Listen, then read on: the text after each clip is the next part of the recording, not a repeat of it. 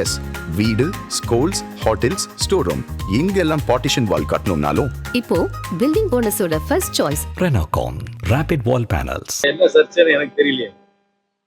நம்மளுடைய கருத்தை போடுறாங்க, அதுல ஒன்றும் ஒரு அரசியல் சர்ச்சை இருக்கிற மாதிரி எனக்கு தெரியலையே.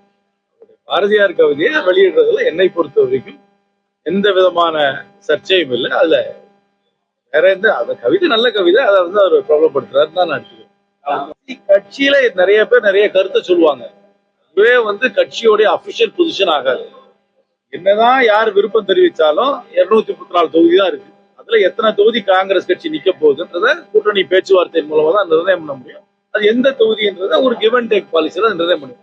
எல்லா இடத்துலயும் கட்சி தொண்டர்கள் இருக்கும் பொழுது, கட்சி நிர்வாகிகள் இருக்கும் பொழுது அந்த தொகுதி நமக்கு வேணும்னு ஆசை விருப்பம் தெரிவிப்பாங்க. இது காங்கிரஸ் கட்சியில மட்டும் இல்ல, நீங்க திராவிட முன்னேற்ற கழகத்தை கேட்டீங்கன்னா கூட அவங்களும் நாங்க இந்த தொகுதியில போட்டியிட வேண்டும், அந்த தொகுதியில போட்டியிட வேண்டும் விரும்புவாங்க. எந்த கட்சியுமே இந்த தொகுதியில நாங்க போட்டியிட மாட்டோம்னு சொல்ல மாட்டாங்க. எல்லா கட்சியும் எல்லா தொகுதியிலும் போட்டியிட வேண்டும் என்று விரும்பினாலும் இருக்கிறது 234 தொகுதி. கூட்டணி கட்சிகள் எத்தனை வரதான் பார்த்து அதுக்குள்ளதான் ஒரு கிவ் அண்ட் டேக் பாலிசியில செட்டில் ஆகி ஒரு சில உண்மைகள் இருக்கு. இந்தியாவில் நீங்க வந்து கூட்டணிகளை நீங்க பாத்தீங்கன்னா, யூஎஃப் கவர்மெண்ட் இருந்த காலத்துல 96 இருந்த காலத்துல பிரதான அரசியல் கட்சியை தவிர ஒரு மற்ற அரசியல் கட்சியை சார்ந்தவர் அதுக்கு வந்து ஒருங்கிணைப்பாளராக இருக்கும்போது அது சிறப்பாக நடைபெற்றது என்பதை நான் முழுமையாக ஏற்றுக்கொள்கிறேன். குறிப்பாக யூஎஃப் கவர்மெண்ட் இருக்கும்போது சுர்ஜித் அவர்கள் வந்து தான் அது வந்து ஒருங்கிணைப்பாளராக இருந்தார், கன்வீனராக இருந்தார். அதே மாதிரி வாஜ்பாய் உடைய கூட்டணி அரசாங்கம் எடுக்கும்பொழுது அதுக்கு ஒருங்கிணைப்பாளராக இருந்தது வந்து ஜார்ஜ் பெர்னாண்டஸ். இந்த பிரதான பாஜகல இருந்து வரல. அதனால அதுல அவங்க சொல்றதுல கொஞ்சம் ஒரு சில உண்மைகள் இருக்கு.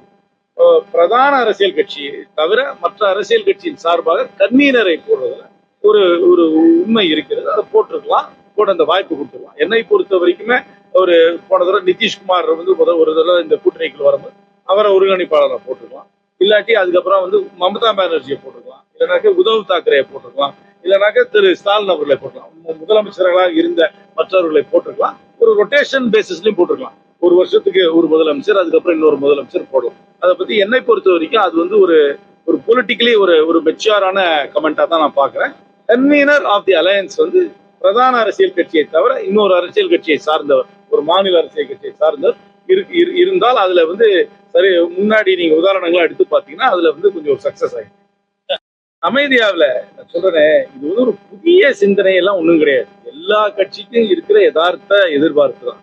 நான் சொல்ற சீக்வன்ஸ் நடைபெற வேண்டும் என்றுதான் என்னுடைய விருப்பம். என்னுடைய சீக்வன்ஸ் என்ன? பேச்சுவார்த்தை நடக்கணும், எத்தனை தொகுதிகளை நிர்ணயம் பண்ணணும், எந்த தொகுதியை நிர்ணயம் பண்ணணும், நல்ல வேட்பாளர்களை தேர்ந்தெடுக்கணும், சிறந்த பிரச்சாரம் செய்யணும், தேர்தலை சந்திக்கணும், முடிவுகள் வரணும், அதுக்கப்புறம் அடுத்தது பார்க்கணும். அதான் என்னுடைய சீக்வன்ஸ். இந்த சீக்வன்ஸ் வந்து நான் ABCDEன்னு சொல்றேன், நீங்க அடுத்து Fக்கே போயிட்டு இருக்கீங்க. வர மணிக்கு பாத்துக்கோங்க. இப்ப வந்து சட்டமன்றம் நடக்குது.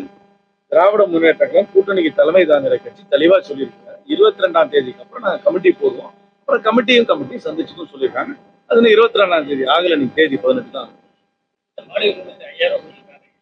முழுமையாக முழு மனதோடு வரவேற்கிறேன். இதை வந்து நான் வந்து ஒரு யூனிவர்சல் பேசிக் இன்கமா பார்க்கிறேன். இதை வந்து ஒரு இலவசமா நான் பார்க்கவே இல்லை. என்னை பொறுத்த வரைக்கும் ஒரு நல்ல பொருளாதார யுக்தி இது. மக்களுக்கு நேரடியாக பணம் போய் அங்க வங்கி கணக்குல, குறிப்பாக மகளிருக்கு போய் சேர்றது என்னை பொறுத்த வரைக்கும் சிறந்த திட்டம்.